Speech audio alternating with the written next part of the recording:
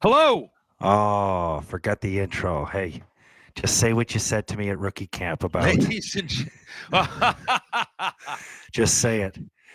Just There say he it. is. Do you remember what you said to me?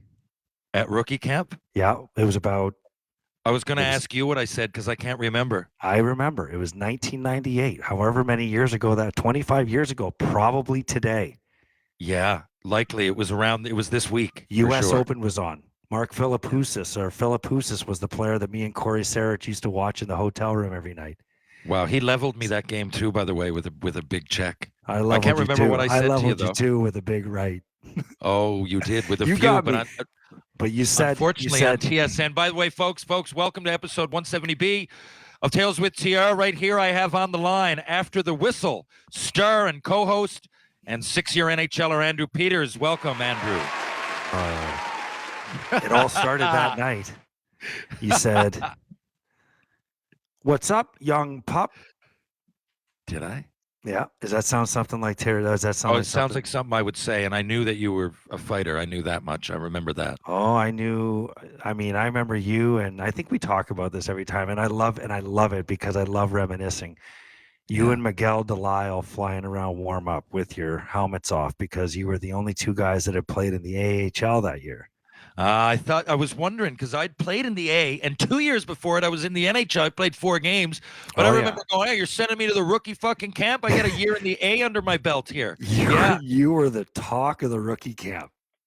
and You probably don't even realize it because you're kind of in your we're all in our own worlds, right? So I don't know yeah. what you were talking about while you were there, but you were the talk of the rookie camp. Like, holy Wow, fuck, Terry Ryan is here. That's all everybody was talking about. All of our wow. prospects, all the guys that knew who you were. Fucking Terry Ryan. Are you kidding me? Hey, Petey, if you need a fight, Terry Ryan. I don't know if he's going to be willing to go because he's already played pro and stuff. He's just Yeah, here, but see what happens. And it happened, all right. dude. First year in the A, I had 34 fights.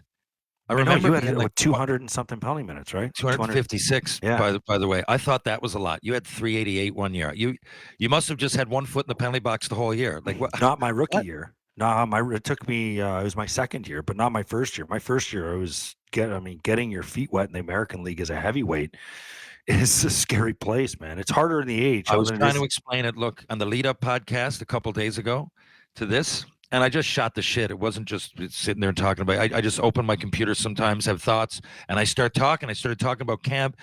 And when you and I came at each other, and I kind of left it at that. But just I'm trying to put in perspective. Okay, so I skate still with all the guys who go away, and I was, the guys were going to pro camps.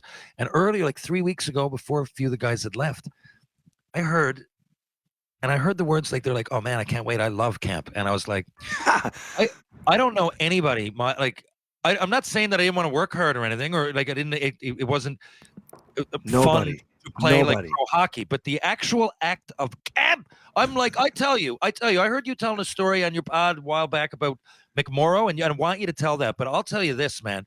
I'll tell you this. The year after that, so I fought you.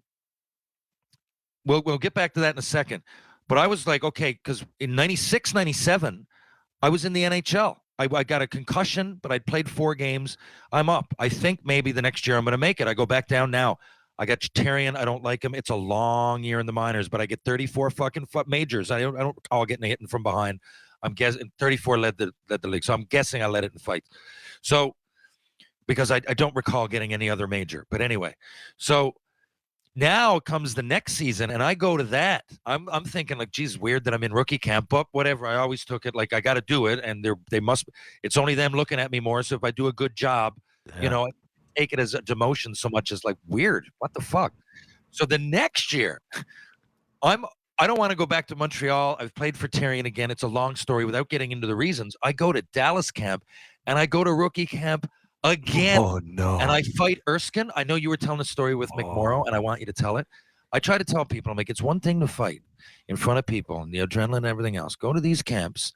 I was sitting there, Bob Basson, who just retired, he was with St. Louis, and I remember him looking at me going, dude, like, fuck. Like, we dropped our gloves, and I remember I went in there, and it's John Erskine or Erskine, however you say, big Erskine, yeah, guys, tough, tough, tough, tough, tough, tough, and we're tough going as boom, nails. boom, and he hits me, boom, spurts my nose, whatever. We just picked up our shit. There's no ref there. Fucking at this one, it was like people in tracksuits. There's no one going to. You're not in the penalty box. So then when he keeps going, I'm like, I'm trying out for this team. I don't have any contract or whatever. And he says something else. I said, well, fuck you. We went again. I'm talking people like 2 seconds later because the puck dropped. And then we put on our shit. We were going to go over to the bus. And I said, fuck you. You want to go again? We fought again. We fought 6 times that day. 6. He was my roommate. He was my roomie. I'd never met him. We go back. I know. It was a fucking weird. And ironically, it was we ended up like September 11th happened without dwelling on all the bad. I know there's lots of bad, but I was there. I was stuck there then 2 weeks. Me and him were staying in a hotel just 6 times, 1 fucking day before supper time. I couldn't hold my fucking fork and spoon. It was fucking crazy. And no penalties. It was all in one game. Fuck. So listen. So the story I told about McMorrow the other day, I'll tell a quick version of it. So Mac and I played junior together.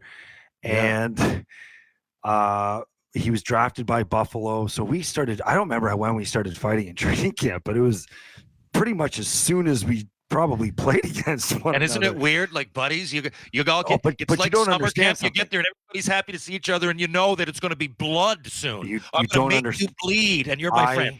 I listen. So let me just tell this story, and I'll tell you something really cool that happened today. Okay.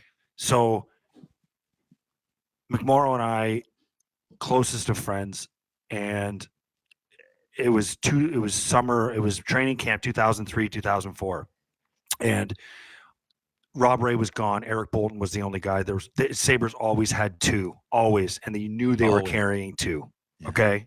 And McMorrow had got a game the year before, and I was so fucking pissed because the year before that, I led the league in penalty minutes, fought 30 some odd times, and I'm like, I'd been hurt all fucking year. And did I deserve it? No, at the time, I didn't deserve it. But if you were going to call one guy up, in my opinion, at the time, I thought I should have been called up to play one game against Toronto in Toronto. That's max one game. But he was in the American League as a rookie, killing guys, loving it, gaining respect, and he got called up and he deserved it. He fucking earned it the hard way. I had a real chip on my shoulder. Yeah. Real about that. Like real fucking chip on my shoulder. Okay. I trained all summer, and this is one of my I love this guy. Love him today. At this time, by this point, as a teammate and a friend and junior teammate, I loved Sean McMorrow. I love him. Okay, I really do with all my heart. I really do. That's great. I know Sean pretty well. He's an amazing person. Like he has made mistakes, and we all have, but he is you want to talk about loyalty? If you're on his good side, and I was, as loyal as they come to you. And so I literally trained all summer, boxed everything to knock his fucking head off. I love that. You know what? The inside motivation, Joe. Just think back as a player when that used to motivate, like something little like that, and it was the source of all those fucking hours of training and sweat and everything. So anyone out there that ever credits themselves for I helped him get there, no. It was that day where I literally decided I need to fucking hurt this guy. Wow. So I trained all summer, and I loved him. And I don't think we talked all summer. I don't think I wanted to talk to him or anything. I didn't want to check in. I didn't want to know what he was doing. I didn't want him to know what I was doing. He and Eric Bolton were the only targets on my checklist for the opening day of training camp. Okay. So wild, yeah. So I show up to camp. I fight Bolts. Day 1, 7 a.m. He breaks his thumb. He's out. Okay. Next day, we play against Sean McMorrow's team. And now we're all spread out on different teams for a reason, right? Like, come on. So and they always say we don't necessarily need to see fights. Meanwhile, they're just one out the other. Of course, why are we all on different teams? Yeah, I showed up that morning, and I knew. And Mac and I get in a fight, and we wailed on each other. And he ends up down, and I don't know if he went down. I can't remember how you can go down any which way, Terry. You know this, and it could look good, it could look bad, and nothing happened. But he was on his ass, and I was standing over him, and I didn't knock him down to his ass, but we were fighting hard. and I hit him about 4 times square in the face. Like we had beer league refs out there breaking shit up. Like they had no idea what to do. You have 2 No. monstrous heavyweights just throwing haymakers, and they're used to like Kiwanis hockey. Yeah. And Yeah, I hit him exactly. 4 times, and they finally All the players. adrenaline, like are you Yes, talking all I the did. adrenaline that you had built up? That was a summer's worth, but more than a summer's worth 100%. of frustration. That was 1 punch for every month that I thought about it. Wow. Yeah. And then guys had to stop it, right? And they're like, "What the fuck? That's bullshit. What are you doing?" And I was like, "Yeah, I was a little over the line, man. Went back. You go back to the bench, and we sit down, and you start you're so exhausted. You're sitting there it's your first fight in months, and you're just kind of, Yeah. and I have like one elbow pad on, maybe like half my arm and a shoulder pad, like soaking myself with water. Yeah. Guys like, good job, whatever. And then Mac is across the rink just yelling as loud as he can with nothing on. Okay, Wow. just giving it to me. And the play's going on like it's in play. It's not like there's a whistle. We just jump over the boards and go right to center ice. No. And go again. And this time we were going even harder on each other. Like it was Holy fuck. I've never heard that before. And then of it happening, I mean. The refs break it up. And then at the end, he's like, that's, he's swearing at me. And he's like, that's gutless. That there's a code. And he just hauls off and jabs me right in the mouth and broke my tooth. Busted my lip, broke my tooth. Yeah. How did this day end? Did you fucking key his car? Or laugh? It seems like it's wild. We laughed about it. Well, that's what I was going to tell you earlier is that I told that story on the pod recently. And then it got me thinking. You refer to it. So I texted him yesterday and today, and we got in touch, and we talked on the phone this morning. I was like, oh my God. And we've spoken over the years. I probably haven't spoken to him like a year and a bit. He's asked me to come on his show. I think you've been on there. Yeah. Yeah. A couple times. So I'm like, and we just talked, and I just told him, I said, man, I got to tell you, when I think back about teammates that I loved and had so much fun with, you are right up there at the top. And I told him about that story I just told you. And he's like, Petey, I have video of that. Oh God, that would be great. Like, I have video. So anyway, after all this time, no, but it's true though. I try to.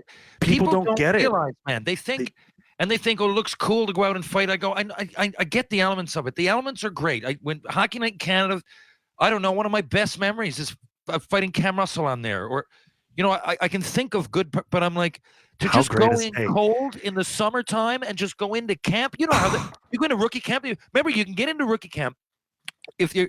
There's 2 groups early or 2 groups late, whatever it is. If you're in the early group and you go in, you can hear the buzz of the lights. It's freezing. Even back then, like there's condensation all over the glass. Yeah, got a bit. And even like you're always, as a hockey player, you got aches and pains. So like day 2, day 3, there's always, I don't care how young you are, you get some sort of a nick.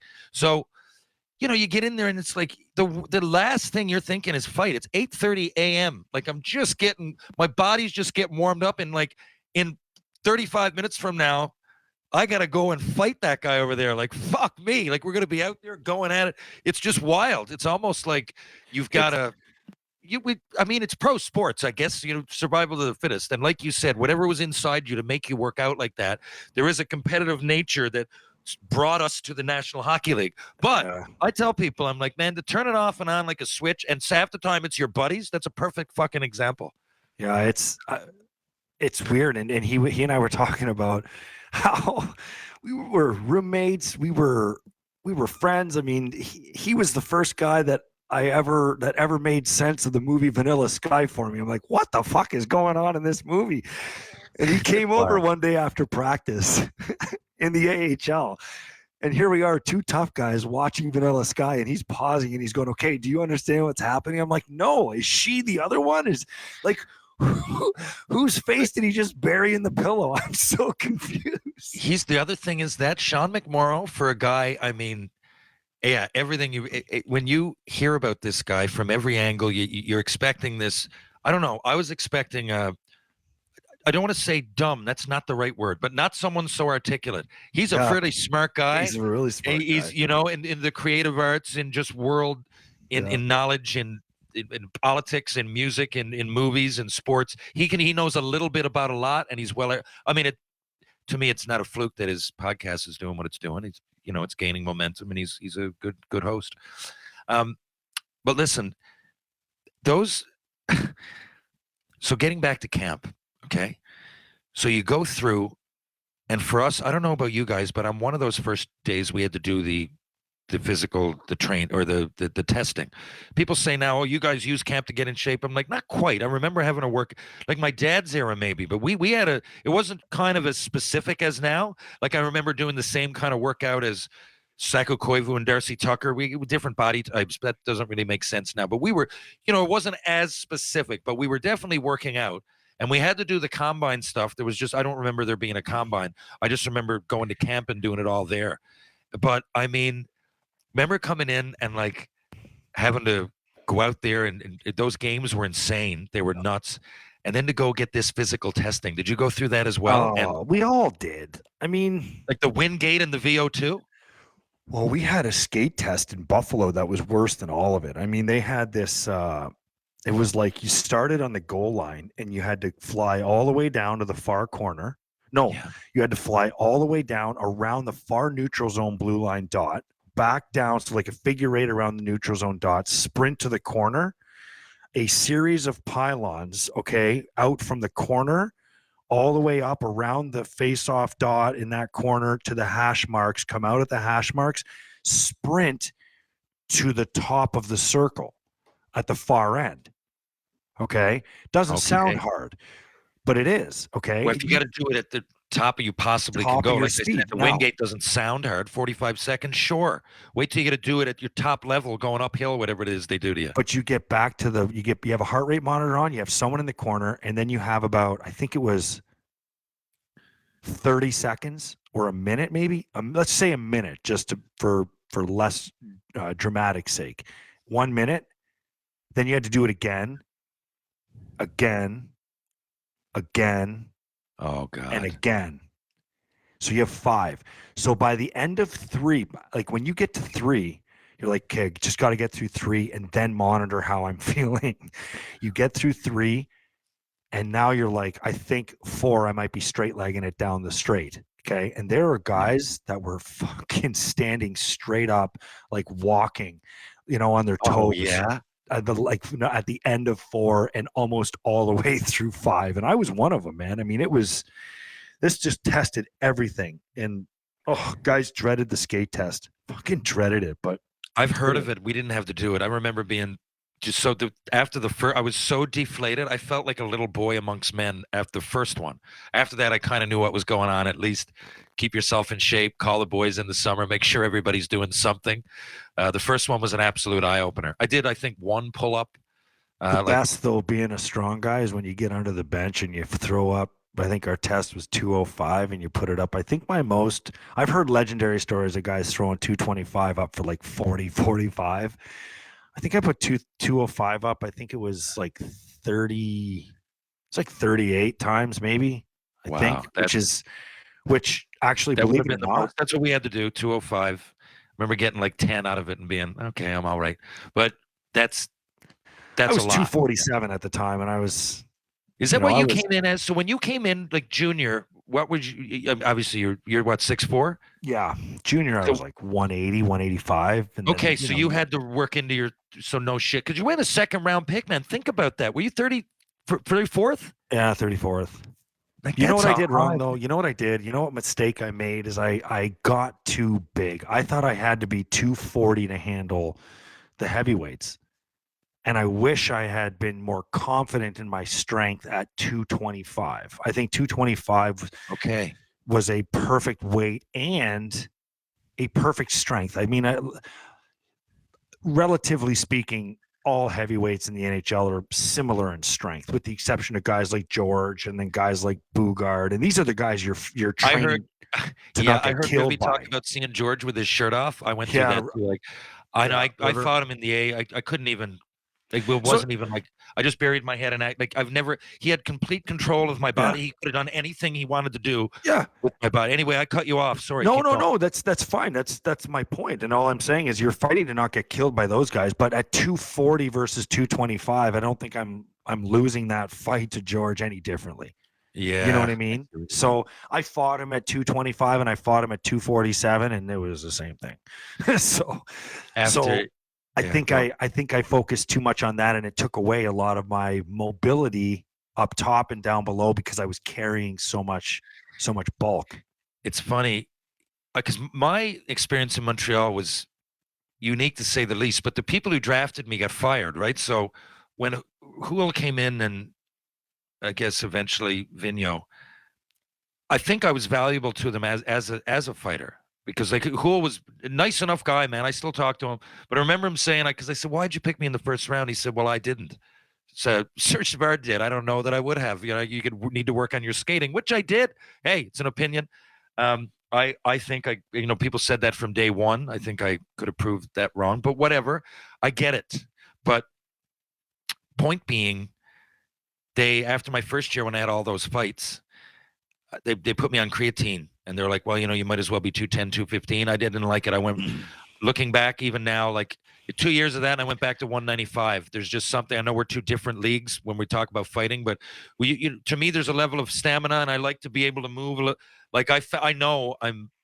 It wasn't a fluke. Like I know I was better at 195 with fights anyway than 210. So maybe it's a similar thing. It has to be. I mean, there's a science behind it. I really do believe that. But the only guy to ever go against that theory is George Foreman.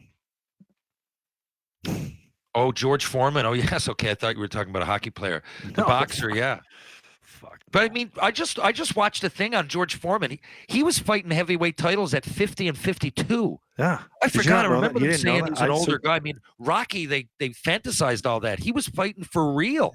He won the heavyweight championship at 40. What was he? 45 or 46? Something like that. And then Yeah. he came back a few years later. And he beat Michael Moore, who was a legitimate boxer at the time. I mean, he was a heavyweight, right? So that's a great story. I just saw that movie too on Netflix. Yeah, for sure. I was really surprised. You I didn't know that the story, legend. eh? No. Really? Okay. I'm surprised. I would have thought you followed boxing back in the day. No, like a little bit, definitely not ages. To me, there was some moments that were bigger than life itself. Tyson, Holyfield, not Tyson at all, just by obviously the Tyson Holyfield, the big one when he bit his ear. That's a big thing. And I remember George Foreman almost being like, I liked him because he wasn't the kind, like there was always a joke tongue in cheek. Like Tyson really looked like he was going to bite your head off, which he might have. That really, I mean that jokingly, but he really might. But he looked so serious and like, almost like if you came across him, he would just obliterate you. I met Mike Tyson. Wow. Where? Yeah. So I was down in Arizona. Brad May had a charity hockey weekend the year of the lockout. So I went to Arizona and a bunch of guys were there, and it was a great weekend. Like golf, went to the Phoenix Suns game, hung out with Steve Nash at the time. He was the MVP of the league. And so we're down there, and at this charity game, I can't remember how many people were there. It was a good crowd. JR was there, and Tyson's in the crowd. And Mayday comes over. He goes, "Hey, Tyson's over there." He's got, wow. You look and you see that that infamous tattoo on his face. I'm like, holy shit, that's really him. And I skated over to the glass and I'm banging on the glass. I'm like, come on. And he's laughing and he's giving us, me and Garrett Burnett. Remember him? I do. We went over, yeah, we went over at a timeout and we were tapping on the glass and just kind of yucking it up with Tyson. He comes down to the locker room after.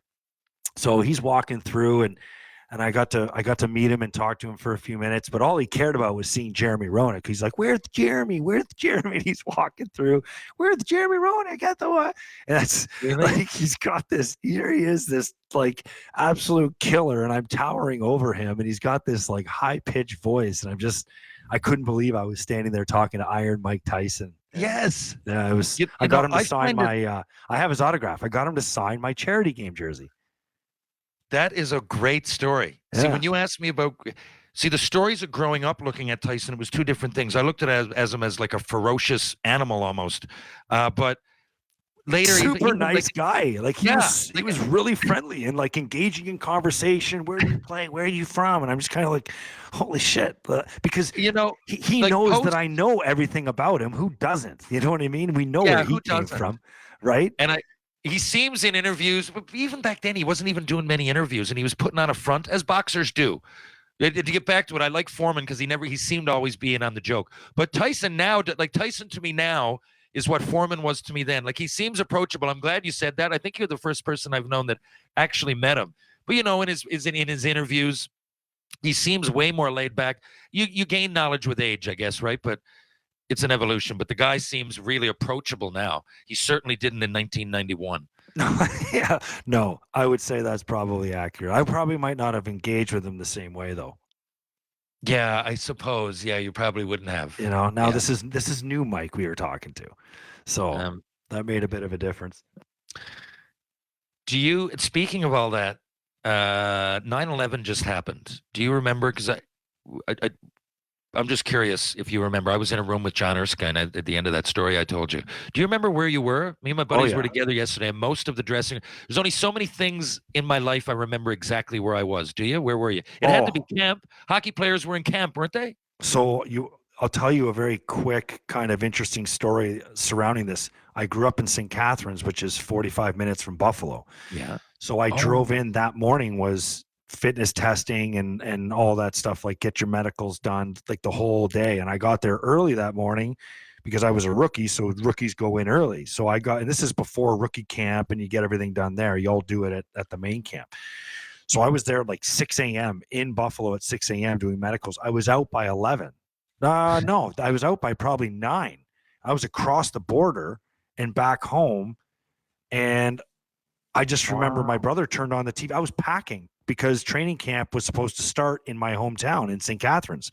Yeah. So I just went back home, was going to pack, load up my car, and meet at the hotel that night. So I'm on the other side of the border. Okay. No one really knows what's going on. Then the whole country shuts down. And now tonight we have a meeting at 7:00 at the hotel, which was supposed to be at White Oaks in St. Catharines. But now they've changed it to the Marriott in Buffalo. Borders are closed. Airlines are closed.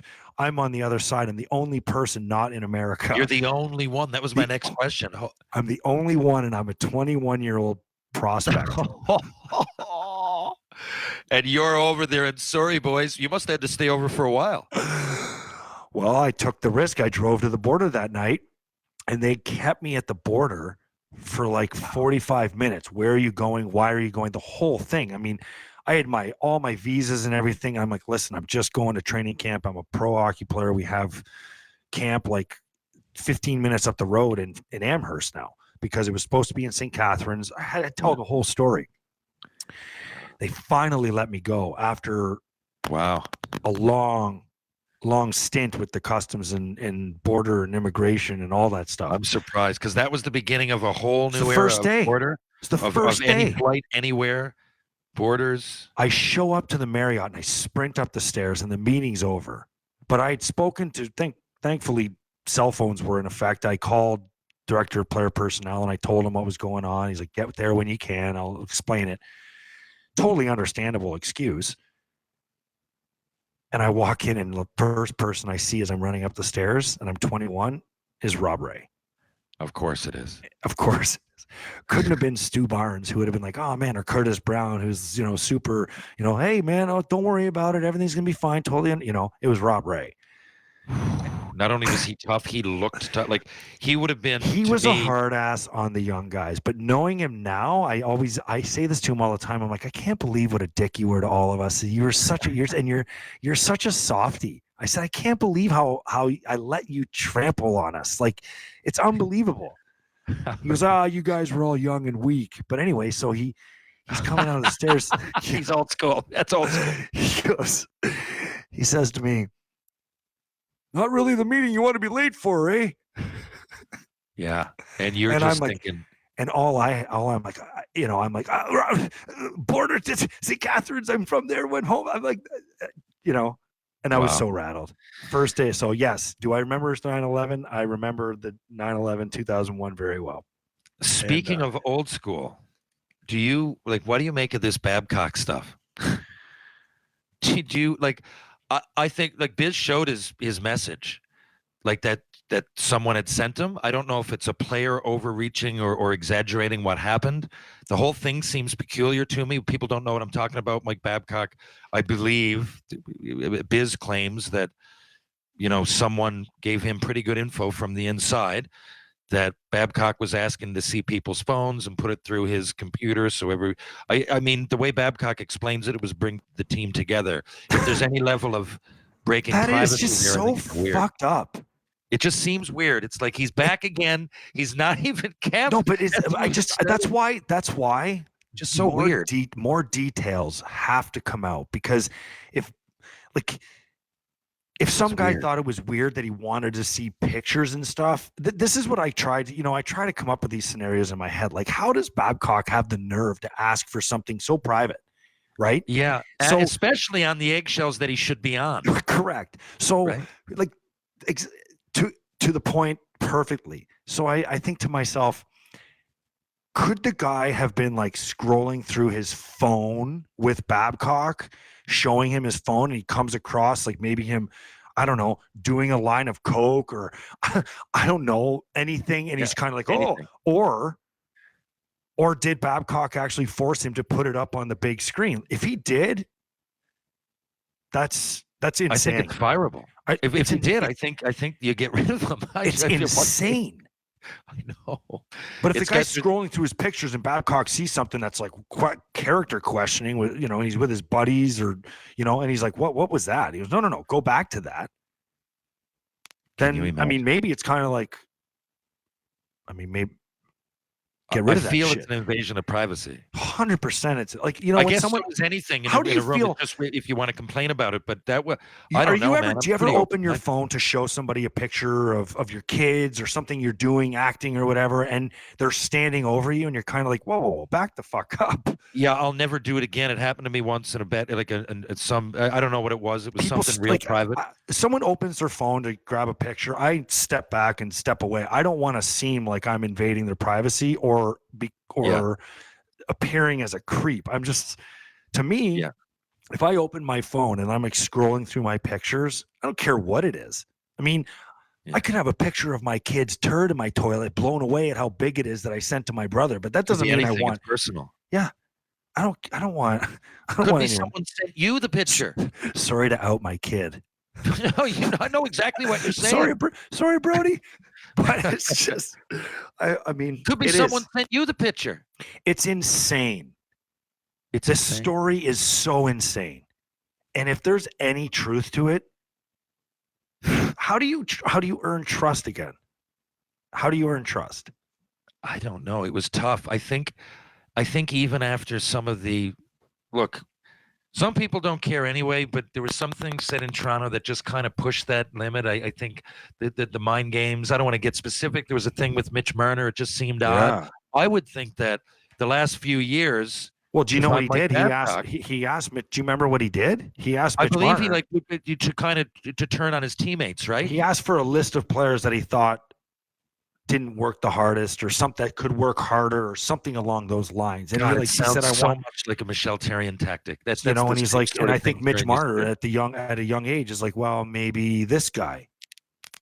Yeah, and then in the meeting, I think Babcock turned around and goes, Mitch Marner thinks that you could work harder too, don't you, Mitch, or something like that.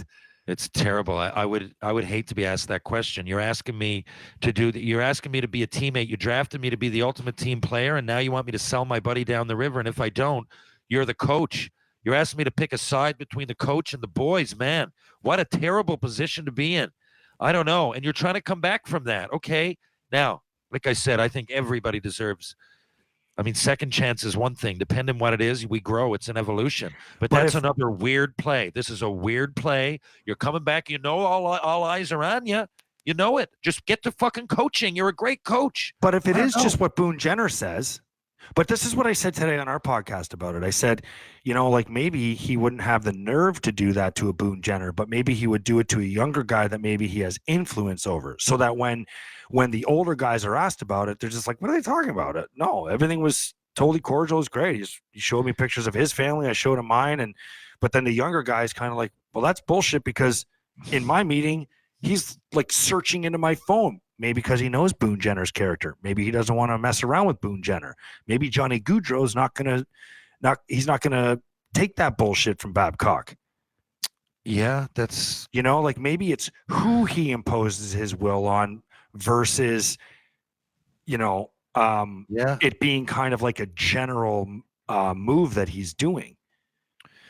It's Either way, it's just if nothing else, it's just weird. Yeah, it's a weird the thing. fact that he's even under any kind of scrutiny or question or media press about anything negative this early in his tenure with the Columbus Blue Jackets. I know. Yeah. It's concerning. It Nothing is out of concerning. University of Saskatchewan, though, huh? Oh God, yeah. Hey, that was just a freebie. Just here to love the game. Here to love the game. Fuck. How do you set up your pod? You're down there. Do you go into a studio? No, we just do it just like you. Just Like like this? this. Yeah. Riv doesn't like to leave the house. He's a bit of a hermit, unless it's for his kids' hockey. By the way, he says hello. He's one of my favorites, man. Yeah. I love Riv. When I hear him. It's his birthday today. Turned A lot 49. of the times when he's speaking, I see it. I hear the old Riv coming out. Remember, I think on a recent show he talked about training camp, and he's like, you just go. And I remember him saying how they used to call us in the middle and say, "Guys, we don't want any fights," and he's like, "I knew 5 minutes later there'll be a fucking fight." Like, Yeah. but he was one of those. Like he used to just put his. He's like, he's having a good time. He'd put the game face on and just go out there and be Riv, and he'd like go like a madman and just fight all comers. And like, Let me tell you, could see him turn it on because by nature he wanted to just have fun with the boys. He was the ultimate guy like that. I can see why he was captain of some teams he was on. Anyway, no, let me tell you a reason, and I mean this. I don't tell this story enough because Craig and I have been working for so long together. The story doesn't ever come up, but the long end of it is when he played in Montreal, there wasn't a player in the league that I hated more than Craig Rive. I wanted to murder him every time we played him. Okay, he used to say stuff to me. Would he? I was wondering about his chirp. Say stuff on TSN, like his fucking attitude on his his backwards hat in his interviews and his fat fucking lip. And so anyway, he comes to Buffalo. There's a story behind that, but an exhibition game in Toronto, Ryan Holloweg runs Henrik Tallinder. So I go out next shift, or I turn around and I go grab Holloweg and I follow him around the ice and I grab him and I two-punch him. First one missed, second one landed. So he's down on the ice. Comes back in the game, or he stays in the game, and I get a pass up, like almost like a blindside pass, but I didn't touch the puck, and it was way past me, and he just comes and railroads me. Okay, who does Holloweg? Holloweg, a lot of balls on this guy. Yeah, a lot of balls. He was. I thought he broke my sternum. I couldn't breathe. He was. I was looking back. The puck was gone. I looked forward, and there, boom, he kills me. Okay, I have to wear a donut around my chest. This story we'll get back to Craig Rive in a sec. Yeah. So I have to wear a donut and underneath my shoulder pads around my chest as like a compression absorber. I've seen it before, yeah. Right, and like a big soft foam thing to protect the actual contusion of the chest. So the very next exhibition game that was at home was against Toronto. We had a couple in between, and Holloweg's back in the lineup, and I'm in the lineup. And this is my first game back after that, and I think I rushed back for this game. Fucking, I could play with a broken arm, broken sternum, nose, ankle, and I could still take care of Ryan Holloweg. No disrespect. I liked him as a player. Yeah. But I went right after him. We had a shift in our zone. I think I just followed him around. I was out of position the entire shift. It's an exhibition game. I didn't give a shit. Lindy knew what I was doing. You're proving a point. You're there chasing around. And he needs to fucking know it. He's going to make tapping the team him on the for ankles. you. I'm not doing anything dirty. Just like, hey, just kind of pulling his arm. Hey, not going to jump him. Not going to do anything dirty. I'm not going to sucker him. I'm not doing that. I'm going to do this face to face. I'm like, hey, come on. Hey, he gets in the corner. I'm leaning on him. In comes old man River, just fucking buries him, faces him, shoves him. He goes, hey, let's fucking go. And he drops his gloves and just starts fucking pounding Ryan Holloweg. Okay. I had no idea what happened. Did you know that you were trying to get him to go? Well, Holloweg had done nothing to Craig that entire shift because I was on him the entire time. Yeah, did Rivy know that you were asking him and he wasn't? Riv didn't play in the game. in Toronto, but he knew. I guess he knew what happened. I see. Yes. I think I might have even told him, I'm going to fucking murder Holloway tonight. Tonight, I'm going to kill Holloway. And Riv gets him, right? And after the game, he gets interviewed. They're like, why'd you fight? You're a veteran in the league. You're already on the team. You're going to be one of the captains. He's like, he did something to Petey earlier, and he didn't want to stand up for it, so I thought I'd address it, right? I was like, holy shit, this is unbelievable. Like, this is a guy 2 weeks ago I hated, okay? So let's fast forward to December. Quick story for you. That still goes along with Craig. Yeah. We're playing against St. Louis. They have Cam Jansen and David Cossey in the lineup. Oh, yeah. Our team hasn't been going very well. I haven't been in the lineup for a few games.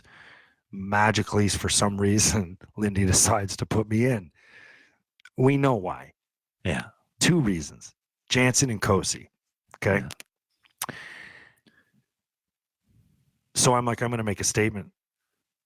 I fought David Cossey early in the game. Yeah. Long fight. Later in that period, in the first period, I fought Cam Jansen. I fought them both. And the bench was just kind of like, at this time we're starting to play with guys that didn't quite understand what I was trying to do. You got some first rounders from like 2007, 8 now in the lineup. And they're kind of like, they're coming from fucking high school, US high school, college teams, and they don't get this. Yeah. Right? There's kind of like casual, like blade taps. Some guys don't even get up. They're probably just like, fuck, what was that even for? You know what I mean? Fuck. You've got your foot in both eras, and the new era is not understanding. Yeah. And I was getting it. I could kind of sense it with guys, that they just didn't kind of get it, which is their problem. And Riv comes in the locker room. He throws his shit in his stall. He turns around, like, you hear all the tape, like, guys talking, like, hey, man, when you cycle the puck there, I'm open in the corner, and then, all the fucking cool hockey, like, shift talk. Craig turns around and goes, hey, do any of you have any fucking idea how hard a job it is that Andrew Peters just did for our team? Any of you?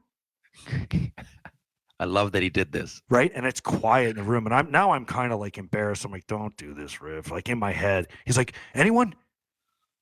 He's like, if I ever fucking see nobody stand up, if everyone doesn't stand up after a fucking fight like that, you don't belong on this fucking team. That's fucking bullshit. Anyone know how fucking hard that is? And that was it. Wow. Now I got all the guys coming out to me. It's like laying down their jersey for Charlie Conway and the Mighty Ducks. Just kind of like, hey, Petey, great job. And I'm just kind of like, I love it because, people think that that's not a case of coming in and snapping when you lose. That's not trying to look good for the camera. That's not, the coach is there, I'm going to be Craig Rivet. Because, not always is that corrected. It's not like you lost the game, or he's going out there saying, look, I know what it takes to be a fucking player and a leader and to come into this league and have to do that. Yeah. And you fucking guys that are silver spooned that have no idea what that's like, let's give some recognition. Not every captain has to do that. No. But I mean, I played with guys that would wait until the coach would come in, keep their helmets and shit on after the game when they lost, tough game, and everyone's kind of like, shake it off, let's get undressed, and they keep their helmet on. Then coach walks in, knows exactly when the coach is walking in. Then when the coach walks in, throws his helmet on the ground, and they're like, oh yeah, see, we need to be just as mad as him. He's angry. He deserves to be angry. He played hard tonight. Like, fucking guy. Can't stand that. And see, you know what? You might win that battle, but you lose the war, because I know every single motherfucker that I played with like that, and I'll never look at him in the same. And we haven't played on the same team in over a decade or more. And you know what I mean? Whatever. You can lose. To me, you lose respect your whole fucking life. Anyone on my team that ever hears that comment will know the guy or guys that I'm talking about, right? Football is back in full swing with another week of epic games. And who's got you covered on the action for every single one of them? DraftKings Sportsbook, an official sports betting partner of the NFL. New customers can bet $5 on football and get $200 instantly in bonus bets. Nobody's missing out on the action this season. All DraftKings customers can take advantage of 2 new offers every game day this September. Get in on the NFL Week 2 action with DraftKings Sportsbook. Download the app now and use promo code THPN to sign up. New customers can bet just $5 and take home $200 instantly in bonus bets, only on DraftKings Sportsbook with promo code THPN, as in the Hockey Podcast Network. The crown is yours with promo code THPN. Gambling problem? Call 1-800-GAMBLER or visit www.1800gambler.net. In New York, call 877-8-HOPE-NY or text HOPE-NY. In Connecticut, help is available for problem gambling. Call 888-789-7777 or visit ccpg.org. Please play responsibly. On behalf of Boot Hill Casino and Resort. 21 plus, age varies by jurisdiction, void in Ontario. See sportsbook.draftkings.com/football terms for eligibility, terms, and responsible gambling resources. Bonus bets expire 7 days after issuance. Eligibility and deposit restrictions apply. I don't know how much you're into football. I don't think a ton, but I know that you watched the Jets beat the Bills on the worst circumstances. Do you think Aaron Rodgers will play again, just given that he's almost 40? It's but amazing you're asking, because I don't talk football really, and I was asking the same question. I watch Hard Knocks every year, and they just happen to be on the Jets. And what like, a is it panic button Bill in Buffalo right now? What's that? You would know that. Is it panic button down there? Like, I mean, last year everybody's saying the Bills are going to go 15-0, and Allen's the best quarterback. They are killing Josh Allen right now, and I'm just kind of like, man, like, it's one game. One game. It's crazy in football, the fucking rust off. Yeah. You could lose the first 4 and win the next. How many games are there in the league now? Because there's 17 games. Yeah. See, I don't really follow it that closely. No, you do enough. It was only 17 the last 3 years. Before that, it was 16. But to answer your question, I think Aaron Rodgers will come back and try to play next year, and I'll tell you why. That's not how he wanted to go out. That is not how he wanted to go out. Now, the problem is he has had quite an impact in a short period of time on that Wilson kid, that Zach Wilson. Yeah. And he won that game for them the other night. Well, Josh Allen helped them, but he won that game. But he did. He wasn't perfect, but he made the plays when he had to. Yeah. And if you watch that big play at the end, the run in overtime, but if you watch Hard Knocks, this kid has never been more humbled.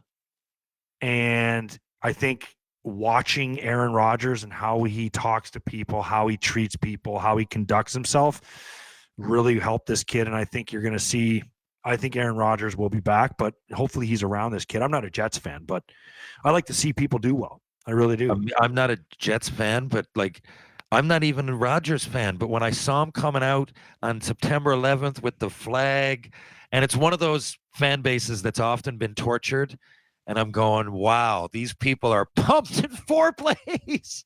Oh, God, the energy was, it's impossible not to feed off that positive energy. Now, I couldn't believe they won the game, but still, wow. I couldn't believe what happened. But yes, to answer your question, they're roasting Josh Allen. And I do think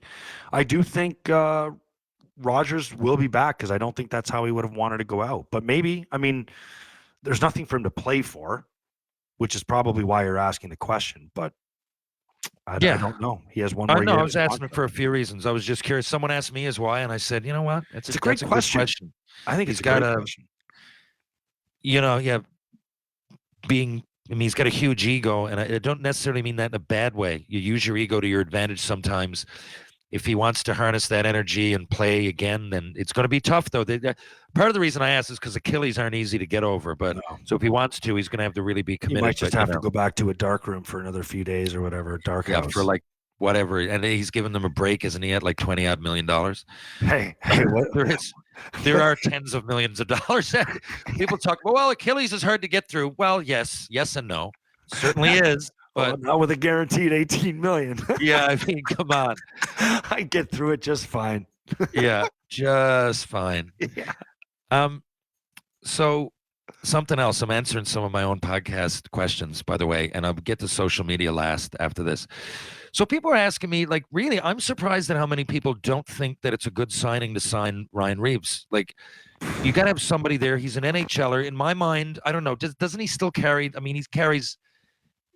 I don't know if he's the undisputed. I would think most people I talk to think he's the toughest, or at least one of them. Now he's going to be there for a team that has had that kind of moniker, not to be, and they added Bertuzzi and Domi, and I think in your words, confident and cocky guys that I think they needed. But I don't know. I don't think Reeves is that bad. And for Matthews and Marner and company to know that he's there, am I wrong? I'm not trying to be old school when I say this. I guess I have to ask you this. I try to read as little, and we talked about this earlier off the air, about on social media as possible, and formulate my own opinions, and proper thing.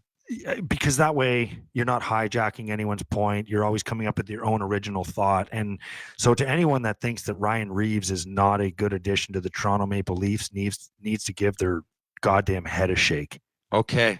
I didn't know what you think. I fucking was hoping to God that the Buffalo Sabres would have gone and paid him. And if I were Kevin Adams, I would have paid him another $1 million more to get him to Buffalo. See, I think so too. Or Nick Delorier last year, because what did Ottawa do immediately after that? They countered and they went and signed Zach McEwen, and they have a couple other guys that may not be gunslingers like Reeves is. But if you're going to tell me that there is not intimidation factor, this guy can play hockey. I'm sorry. Do you know what the problem is? Is that Ryan Reeves can be on the ice for 8 minutes a night. That's a fucking problem for a lot of teams. I'm going to tell you that right now. And Lucic is in the division. I can't wait. Right, Milan Lucic will not, and I watched him last year in some games in Calgary. He looked like a force some nights. Okay, I know. I think it was just a contract a few years ago. People got expecting 30 goals, but he's good at what he does. He's not going to say boo against the Toronto Maple Leafs. He's not going to say fucking boo. Okay, and neither is anybody else really, except for maybe Nick Delorier, except for maybe Curtis McDermott. Except for maybe these guys that are in the league. Maybe there's few, and you can count them on one goddamn hand. Okay. So Ryan Reeves cycles the puck well. He goes straight to the net. He can handle the puck. He dumps it in. He forechecks hard. He can skate. He can body check cleanly. This is a massive pickup for the Leafs. Absolutely massive pickup for the Leafs. And I'm going to tell you what, man, like I follow the Sabres. I'm loyal to the Sabres, but I'm very interested to see what these three players do for Toronto. It's going to be interesting. I love the signing. I think now, Grant, I think he's cocky as hell, and he can be, which speaks to the toughness of the game, because Ryan Reeves, just so we're clear on something, I know. In 1990 or the early 2000s, wouldn't be walking around going Revo 7.5. I got my own beer, and he'd be one of many. He would be guy would be shitting himself on a nightly basis. Get lost in the shuffle. Yeah. This guy would not be so. He is the guys in our era. There was craziness going on. It's great that he can play in this era, and I think he still can. But I'm going to tell you what. He is able to play the way he does because he's very comfortable and in control every single night. And I played games like that in the NHL, and I played well those nights. Yeah. I had really good games in the NHL with no points when there was no tough guy in the other lineup, because I wasn't going out there to be a donkey. I was just going out there to play hockey, play hard. Isn't it a different mindset? Right? So what I'm saying, no wonder why he can skate around and he is literally in control. And I just think that's what I mean. And I've said to people, I'm like, look, I've been on both sides of it. I know that feeling. I don't looking put over him and warm up and going like, oh, so and so is out, so and so is out. Oh no my offense. God, I don't put him at a different level than Nick Tarnasky. No, I know. No, Tarnasky's tough as nails. Could fight heavyweights. Same size as Reeves. Throws both hands. Yeah. Okay. Like Joey Tedarenko. Yeah, remember Joey Tedarenko? I bet you do. Could fight the heavyweights. He would fight the heavyweights, no problem. Joey would throw down. These are guys that are on the same level as Ryan Reeves, I think, when it comes to toughness. Belak, McGrattan. I'm not even going to say me. I'm not even going to put myself in that category because I don't have to. Yeah. Matt Johnson, Ty Domi. The boogeyman. Yeah, of course. Bugard, Larocque. I mean, I like Jody Shelley, Colton Orr. Yeah, I'm sorry, but I just named guys that were in lineups every single night. And like you said, if they weren't playing, because what I try to say to people, I'm like, you don't understand the psyche how it changes now with Marner and Matthews and those guys. Because if I'm on the other team and I'm half tough, I'm going, do I really want to hit Matthews coming across the middle now with his head down when Reeves is coming and I'm the only guy here that might even go him and he's going to be. I'm not saying that goes to your head every time, but subconsciously, 100%, they're going to get hit less. They're going to have an easier road. I don't know to what degree, but it's going to be slightly easier with Ryan Reeves and company, but definitely with Reeves in the lineup. These other guys too, man. I don't know. Bertuzzi told me, I love it. They can go anywhere in the lineup, and they got a little bit of piss and vinegar involved, in And their game. I like this goalie, Samsonov. I know. But listen, coming into this year, everybody was talking about it like it was this big chance. And when he went in the first round, he had a couple of good years. He had one off year, and everybody's down on him in a world that people should know how hard it is to be a goalie. And when goalies hit their primes. And when they hit their primes, and there's Yeah. going to be times that you're a little bit off. I mean, if When you're they coming in signed now, him, I was like, that is massive. well, I That's- mean, I think that Sabre's, who's Devin Levi, is it? He's a young kid, right? He's Yeah. coming. I got every bit of confidence, but to me, Samsonov is a step in between, like, someone that's 35 that's been around a long time and a guy just coming in. Samsonov has games played. He's got pressure. Maybe playing in that situation. There's a few guys around. I think it's great. I think Samsonov, especially coming off of Campbell, was a little bit unpredictable. Are you and I don't wanna- I a didn't do Leaf this- guy? I'm not a Leaf guy. I got a buddy there now that is the equipment manager. So if they win, great. But I got a lot of people that listen that follow the Habs and the Leafs more than anything. So they're on TV. I cover the Oilers now too with Gregor. So with Jason Gregor. So Mondays and Thursdays. For those listening, the Jason Gregor show on Sports 1440. Anyway, I try to pay attention to the Canadian teams just because I get so much traffic on them. Yeah. Leafs know more than anybody else, but I do find it a really intriguing story. I'm sorry. I find the two most intriguing stories in Canada, the Oilers and the Leafs. I think when it comes to, I know I'm talking a lot. No, My next can I tell question you for one you- thing about the Leafs that I don't like? Please. I never in a million years. 4 guys more than 10 million. No Is that what you offense, just but said? I don't think Austin Matthews is worth 13.25 million. So, but here's the thing. I don't care what the cap's going up. I don't care. I don't think he's worth 13.5 million. I would have let him play this year out. And if he wanted to be a Leaf, okay, that's interesting. Now, what was he making before? He was making like 11. well, his something, contract doesn't start till next year. This 13. He has one more year at 11.76, something like that. something like that. So he was going to get a raise. He's also hurt a lot. He's hurt a every lot. year, and if they'd won, it would. I'm sure if they'd gotten to the third round or something, it would probably they've be a only little gotten to bit the different. second round once with this guy. So Interesting take. Like, So you figure 4 years. What do you figure about the term, the 4 years? well, now it's confirmation that he'll wait till the arena's built in Arizona, and then he'll head to Arizona on a retirement plan. Interesting. I They're mean, I gonna- love you know, this take. Arizona is going to be good, I think, in a few years. I like their young And players. it's his hometown. They'll have a new Hey, rink. They're so big. They're such a big team. Go look at their team. They're big. They're going to be good. I think they're going to be good, and I like that. I like that Arizona is going to be good. Speaking But- of big, too, like a lot of people, here's one thing. Here's something. Like a lot of people, and they say, so-and-so would do better now. It's a small man's game now. There's way more room for small guys. But I'm going, I think people are mixing up like hits and fights. It's still physics in my mind. Because I know when I played, the average size I was average, almost 6'1", 195. Now it's gone up. It's like 6'2", 205. So all I'm saying to people is that if the average size has gone up, there can't be more smaller play. I mean, I get it that it's less physical, and Johnny Gaudreau doesn't have to have his head up going through the middle as much. But still, there was players back then like Theoren Fleury. They might have changed their style. There are some small guys. I think now the that, wording needs to change. It's not a tough guy game, or it's not a physical guy's game, but a big man's game. Are you kidding me? Look Some at of the D on the last few teams that have won. And you know how hard it is to give you. The worst thing I could say is Worse is looking over and going, I know I'm going to fight Frank the Animal tonight.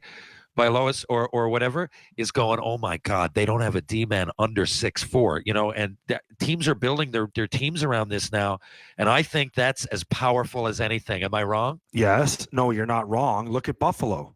They have Darlene 6'3". They have Samuelson 6'6". They got Power 6'6". They have Yoki Haru will probably play with Power, but they have Johnson. What's Johnson? 6'3", 6'4"? Yeah, big. So they have a good sized crop of defensemen. I think they need another one, to be honest with you. But yes, big defensemen, strong goaltending. I like big forwards. I like big forwards that can play. I mean, well, look at Tage. Tage. By the look way, at Tage Tuck. Thompson. I mean, did Dylan you guys know Cousins. he was going to be this good? Yeah, in the last 2 years, I looked at Tage Thompson's. I don't need to look at him right now. I've looked at his stats enough. Pretty much, he played college like a decent amount, but no more than any huge prospect coming in. And then like a bunch of years with really low numbers. Did you guys see this coming? I think he had 32 or something last year. Or 2 years ago, this level. 48? In fact, I'll tell you straight up. I thought that contract was premature. I thought it was too early. I'm like, it's 1 year. It's 1 year. And had they waited on the 1 year, well, they'd be paying him 10, 9.5, 10. Yeah. So what happened 2 years ago for him to break out and get 30-odd goals and then 40-odd? Before that, it wasn't even close. So Casey Middlestad got hurt in training camp for a long time, and Tage Thompson was moved to center by Don Granato. And it was an experiment, and it worked. And then Alex Tuck came in and added to that line. So there's a lot, like Tage Thompson, there's a lot of stars that align for him. But I mean, in the end, if you see some of the moves he's pulling off, it's crazy. Yeah. And here's the thing. So I was like, it's too premature. He's unproven. I've met him before. You know who his dad is, eh? Yeah, I fought him a couple times in the A. I just found out. Brent Thompson, right? Brent Thompson. Yeah. Fucking absolute nut job. But anyway, so I've met the kid. He's a great kid. He's not a kid anymore. He's a great guy. And that first year, I was like, woof, hopefully that's not just a fluke. Then he had last year on the last year of that deal at 1.6. So the real pressure hits now. Yeah. Because now this is the first year going into $50 million contract. So last year, anything over 75 points is golden because he's making 1.6, 1.7. Now the pressure starts. So what he does this year under the pressure of a big contract on a year where the team is expected to make the playoffs, I look forward to seeing it. This is where the true star comes out. So here, I find it fascinating. One of the most fascinating parts of hockey now being these four. It's Ottawa, it's Detroit, it's Buffalo. There's another bottom dweller there that just got a lot better. Pittsburgh, not really a bottom dweller, but added to their team, Nola Chari and some other guys. Well, it's not Montreal. Columbus, maybe. Columbus is a bottom dweller that added some pieces. They got the new dickhead coach that wants a pervert that wants to see the pictures. And then you got they got the two defensemen. Yeah, and a couple of years ago, Jersey were in that position. Now Jersey have really evolved extremely quick. But if Ottawa, I'm putting Buffalo well ahead of Detroit, but a lot of people aren't. Like, they're still you would think Buffalo would be a lock this year to make the playoffs, given everything you just mentioned. No, with they're all not. The prospects are coming into their own now. But I think the other teams are going to get a lot better too, and they kind of Ottawa has almost the same kind of plan. Like Detroit is better. I don't know that they're on par with Buffalo in terms of potential talent. But they are better than they were last year. It's not crazy for them to improve a lot. And then Ottawa is the team that I think had a slow start last year, and were expected to be better than they were, and they barely missed the playoffs. If you remember, Ottawa was on fire at the end of the year. And now you're adding Josh Norris, who missed all year, 35 goal scorer, who's only getting better. Right? We're just to deposit him into the lineup now. He wasn't around. We didn't trade anything. We're just adding a guy who's probably going to get 40 if he plays a lot. That's huge. Ottawa's team is going to be very interesting. So it's no lock for Buffalo. It's no lock for a few teams, but it's going to be crazy for that final wild card spot in the East. That's for sure. I mean, that's And I hear, no, it is. I hear that the players love DJ in Ottawa. That's a big thing, he especially was tough as nowadays. nails too. He was a junior legend in the OHL, DJ Smith. So I ended up playing with him in St. John's, right? He was we hung out quite a bit, and I talked to him last year. DJ will drop in on me once in a blue moon, and he called me. Just was sitting in the having a coffee in the afternoon. Hey, T-Bone, what's up? What do you think? And I was like, great, perfect. DJ, talked to him for a half hour. I probably won't see him again now till 2028, but great fella. Always kept in touch a little bit, and I tell you this. That guy was ready to play. That guy was a teammate. He was a gamer. If I've ever seen a gamer. Now, I thought so in the AHL. I'd heard stories from the O, and he could really fight too. Way underrated. Anyway. Yeah, he's tough as nails, man. DJ Smith. When you leave now, and I appreciate this, we've been on over an hour. I'm going to take off. But when you leave now today, you're in Buffalo. What's a typical day in the life of Andrew Peters consist of? Well, this is my week with my son. So I have week on, week off with my little guy. So I'll have a battle tonight at some point with him about homework, which is totally fine. I mean, I always win that battle, but it's always he likes to try to just just let me know how miserable he is about the need to do homework. Might go skate with my brother's hockey team, and if not, I'll go play tennis with my son. I mean, that's kind of, we always do something active every day. He's a basketball nut, doesn't play hockey, has no interest in hockey whatsoever. My daughter plays soccer, basketball, no interest in hockey whatsoever. My kid's soccer, basketball, tennis. He bowls. He's a very good bowler. So I just kind of let him do whatever. He's a good golfer. He kind of plays. He's 10. Fuck, he's 10. Like, everyone's like, what's he play? I'm like, he plays everything. I mean, like, what do you mean? I'm trying, like, when it comes to sports, if he's I don't force him to do anything. He has to be active, period. He's a kid. But I don't tell him, you have to play tennis. You want to play tennis lessons? You want to do tennis lessons? No. Okay. You want to go play tennis at the courts with dad? Yes. Okay, let's go. You know what I mean? I don't force to do anything. Basketball this year, there's a travel basketball that starts at 10. He doesn't want to play travel basketball. He's good enough to. He's definitely good enough to. But he's like, Dad, I don't want to play travel basketball this year. I was like, we're not playing travel basketball then. I don't give a shit, because I'm not going to be a parent that signs him up and puts him in something because he might be decent at it. And I have some hope and fucking pipe dream about anything. Because you've seen it. If he's not happy leaving the house to go to an activity, he's not going. Dude, so many, I don't need to get into it and waste more airtime. I've talked about it before, but a lot of these parents that are living through their kids, it's so obvious. And I don't know if it's because I came up and we were elite hockey players one way or another. And we looked around and I saw a lot of those, just one example, just saw a lot of those people, guys and girls that I knew were never going anywhere, that were having way less fun than me because their parents were pushing them. They were making them do it. There's a difference.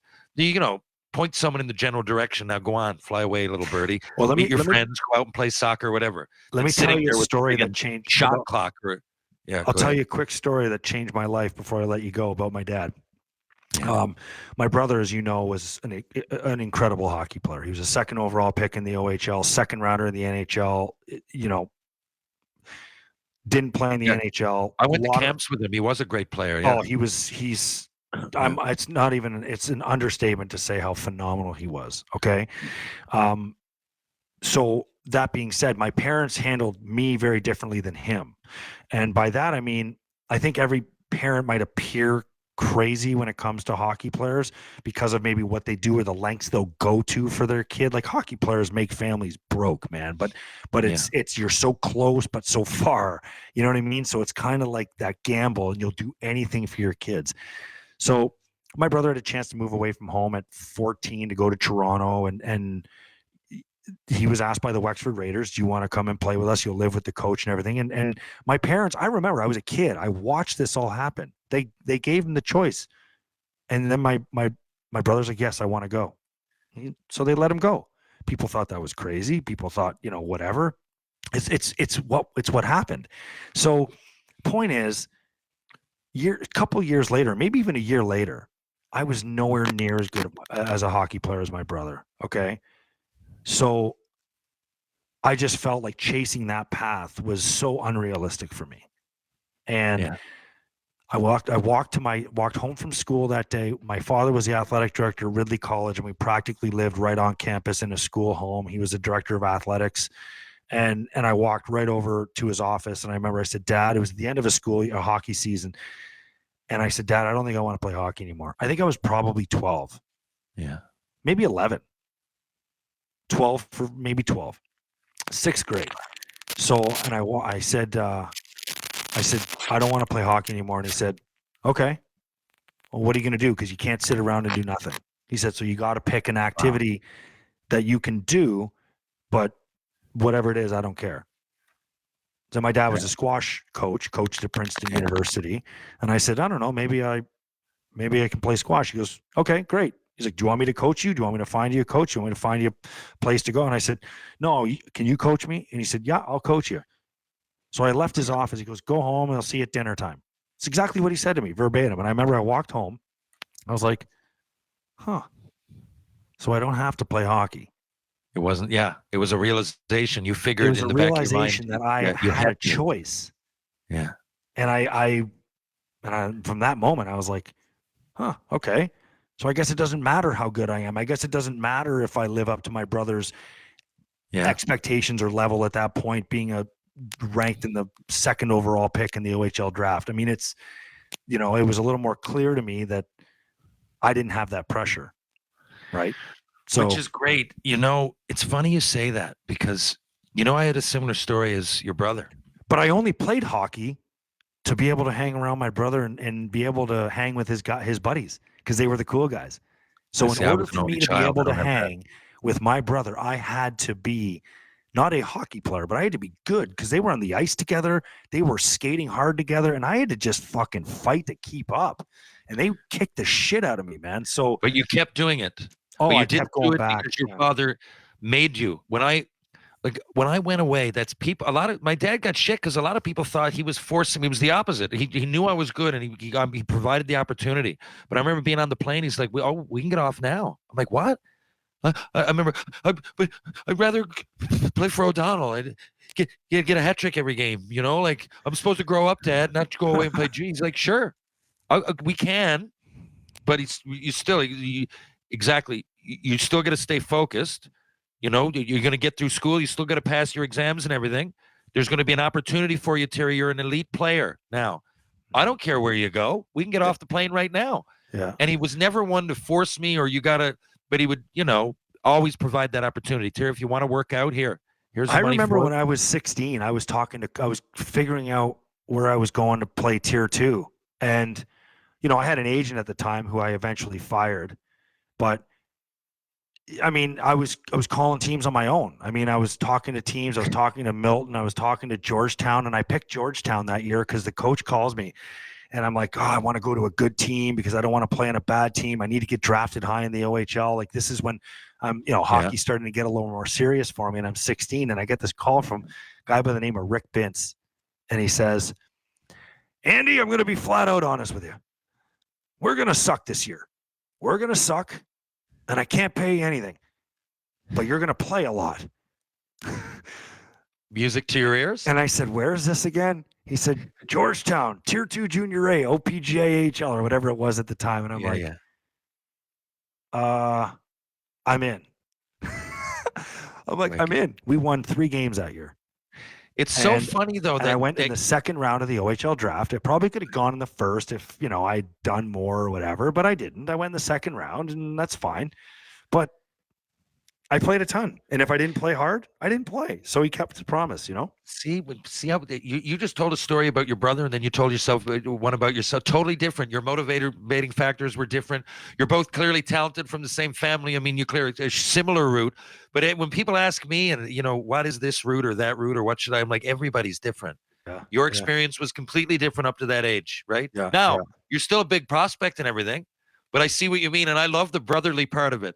That, what drove you with McMorrow, something in you drove you, I don't want to be out with my brother and suck. I don't want to be with him and Yeah. his friends. And look, you know, even though it was floating around up here subconsciously, you Yeah. probably didn't even realize it to think it out. But you know, there's something I'm intrigued by athletes and what motivates them. And there often it's a story like, you know, that really helped you at camp that year. The thing with McMorrow, right? Oh yeah. Oh It yeah. helped Yeah. you. It helped you be who you are growing up. Eventually making the OHL because of your brother's influence. I It remember when wasn't I was your father's, 21 or you better play. I remember when I was 21 or 22. You know, we have a local hero back home who pretends he knows all the NHL guys. He doesn't know shit. He's like, and he goes to my brother one day. They're like, "Oh, what's your brother up to?" And I was 22, and he's like, "Oh, you know, he's training hard and you know, hoping to get a game in the NHL or whatever this year." And he goes, "Game in the NHL? I heard he's not even going to fucking make it in Rochester." Oh God. And Jeff told me this in June, and I just, as soon as I saw this guy after I played my first year in the NHL, I saw him out one night, and I walked up to him, and I said, "I just want to thank you." He's like, "Oh, great, congratulations, man! You know, you know." And I said, "I just want to thank you." He said, "For what?" I said, "Because I'll always remember what you told my brother last summer." He's like, "What did I say?" I said, "You told him that I wasn't even going to make Rochester." He goes, "Ah, I was kidding." I go, "No, you weren't. No, you weren't. You were hoping I didn't make Roch." Yeah. I said, And now, then I said, "Thank you." I bought him and a now beer. you're saying you didn't. Like, no, you just tell me that you did. At least Yeah. be courageous, you fucking coward. Yeah, lots of guys like that. You know that. I They're know. all on the internet. We talked about this Listen, earlier. yeah, I was going to get into it. I don't even want the headache to talk about social media now. I don't even want to do it. We were going to talk about it, but we talked about a lot of other I things. love our conversations, Terry. I mean it, Me man. too. I mean, You know, I really had a bunch of things written. I only got to like two of the Babcock No. question and I'm not the a- Ryan Reeves question. Everything else was just off the cuff. I'm I got not one more thing to ask yeah. because I'm curious. This is just on a.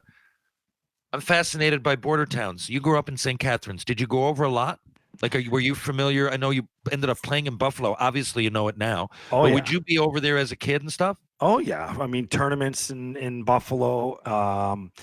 My first Sabre game or first hockey game that I went to in the NHL as a kid was Buffalo, LA. Met Gretzky that night at the Anchor Bar. Okay, so you've got even memories there as a kid. Oh yeah, yeah. I mean, Okay. I've been like a quiet Sabres fan growing up. LaFontaine and McGillney, Sega, 95, 93, yeah. 95. LaFontaine, McGillney, Howard Chuck on the wing with who'd we have in the back? We had Who was Craig on the Muni. Oh, was it? It was Grant Zhitnik wasn't there, was he? Grant Ledyard and Richard Schmelik, Zhitnik, those guys. Schmelik, Zhitnik, Gary Galley. Gary Galley. I wouldn't have remembered that, but now I Grant can remember Fuhr him was in like I net. got his Tom hockey card in my head. Barrasso, Dominic Hasek, and maybe 95. That was my team to use in Sega, man, before I was ever even drafted by them. I used to play I've got my buddy. Sega Genesis. I had it going the other night. I brought it out. I have Go a into friend the of corner, mine. make a spin, and then come straight across the slot and shoot Oh, far side. oh, Every year there was a glitcher. I mean, there's still like that to a degree. There's ways you can score in well, games. we have JR on the show all the time, and he is a glitch in that game in 94. Yeah. He's like the most legend. You weren't allowed to use Chicago because of 94 JR. I know. 94 is the one where you can also skate up to if you skate up to the red line at the right angle and you hammer one along the ice, it goes in. Yeah, you push the B button. Yeah. Oh, is that it? That's the pass button. Remember, you skate straight. Yeah, up you're the right. button, Pass button. Sorry. and it goes right along the ice, and it goes along the ice and into the net. Sometimes it slides through. And you know exactly what I'm talking about. Oh yeah. Okay. On that note, thank you for coming on. By the way, I really appreciate it. Do you have anything to promote before I go? After the show, Twitter, our right? show, which we'd love to have you on. By the way, I'd love to. After the Whistle, it's doing great. We have a couple new sponsors coming. We have a new sponsor in Buffalo that we're very proud of, a big law firm, Salino Law. We have another one in the works that we're looking forward to announcing as well. So things are going well, and we're loving what we do. That's for sure. And we have some apparel out. I got to send you some apparel. We'd love to get some apparel on you. Please. I just got some stuff coming out today too, actually. So I'll talk about it when you have me on your show. Ship it over. Oh, wonderful! There, we'll trade. I'll send you a hoodie, shirt, and hat. You do the same. Are we good? Well, an after the whistle hoodie shirt trade for years, it's like as good a trade as Gretzky for Vopot.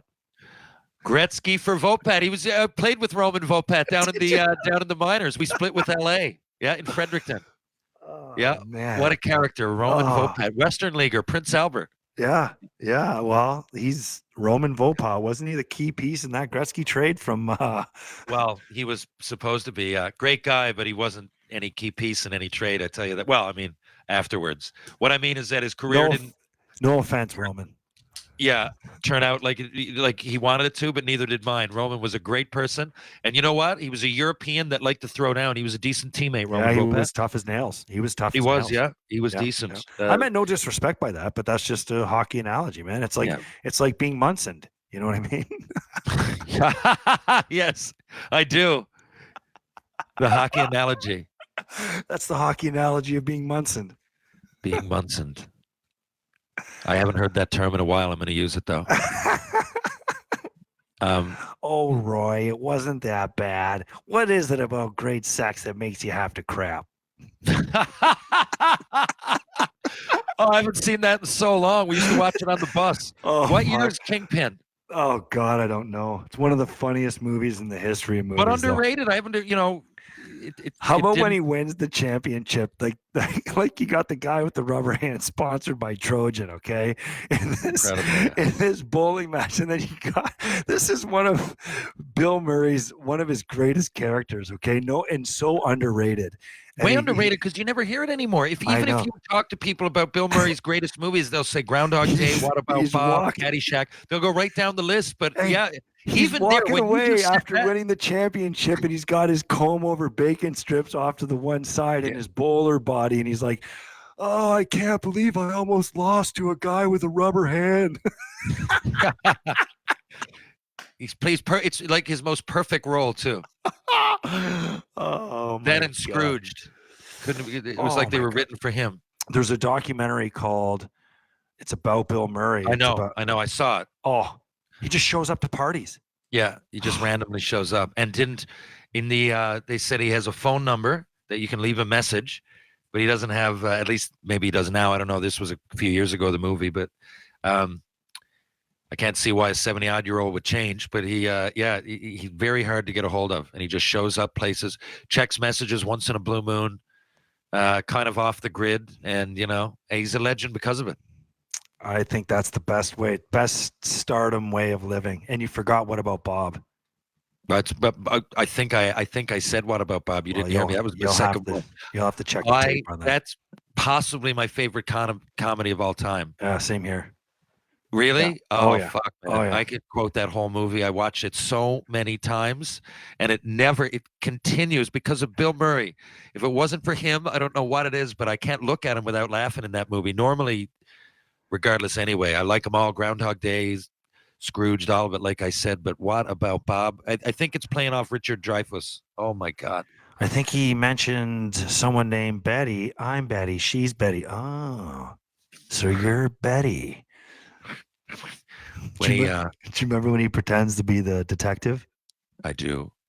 And a lot of the humor. I walk through the kitchen with a bowl full of chicken.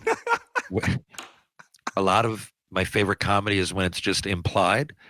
When Richard Dreyfuss drops him off at the insane asylum, and when he goes back to pick him up, and he's got all the doctors and nurses around telling him stories like he's at a bar, and he's totally taking control of the situation. Oh, do you remember the joke he told? Oh, wait. Roses are red. Was it roses are red, violets are blue, I'm a schizophrenic, and so am I. Yeah. Is that it? Okay, on that note, I'm taking my daughter to soccer. I'm letting you go. Hey, listen. Roses are red, violets are blue. I'm out of here, and so am I. I'll see you soon on your podcast. Can't wait. After the whistle. Check it out, folks. Thanks, Andrew. I appreciate it, my man. You got it, man. See you, my friend. Oh, God, I could talk to Andrew all day. I wish, sometimes you go through a game and you got to be a teammate for decades, it seems. Well, how long? When I went away to play junior, I was 14. I came home, it was all done my final hurrah everything when it came to pro hockey at 26. And then I've played senior hockey until last year. So lots of teammates, lots of experiences, but he's one guy that I wish had been my teammate. Just a lot of fun, and seems like he would have been quite a laugh to play with. Anyway, Andrew Peters, check it out after the whistle. He's got a pod with Craig Rivet, as I mentioned, and it's informative. It's fun. It's two guys that were NHLers that have lots of stories. So it mixes a little bit of analytics of the moment, trending topics, and of course, old school stories. Check it out after the whistle. Folks, this has been episode 170B. Thanks for listening. And what I forgot to do is tell you where to go if you're in St. John's, and what you should do if you want to go downtown for a chat, for a beer, for a coffee. Why not check out the Bull and Barrel? Why not check out Trinity Pub, TJ's Pub, Rob Roy Confusion, Martini Bar, and of course, Greensleeves. Did I mention TJ's? If not, TJ's Pub. Check it all out. Why not? Go to George Street, have yourself a blast. If you're going to go for a bite to eat, why not do it at Merchant Tavern, Blue on Water, or Wedgwood Cafe? If you're looking to go to Mr. Lube, 2 locations here in St. John's, Newfoundland. One's on Torbay Road, one's on Kenmount Road. Live, laugh, lube. Pitbull Pain Relief, the pain sticks that just don't quit. I still use them almost every day. Check it out. pitbullpainrelief.com. If you want to work out, you want to change your attitude, you want strength and balance for the body and mind, look no further than Rope Walk Lane. Ryan Power, Power Conditioning. And of course, True Hockey, take what's yours. Folks, I'll be in Buffalo in 3 weeks for the Chicklets Cup, October 5th to the 8th. And I'll be back in just a few days with more tales with TR. Thanks for listening. Talk soon.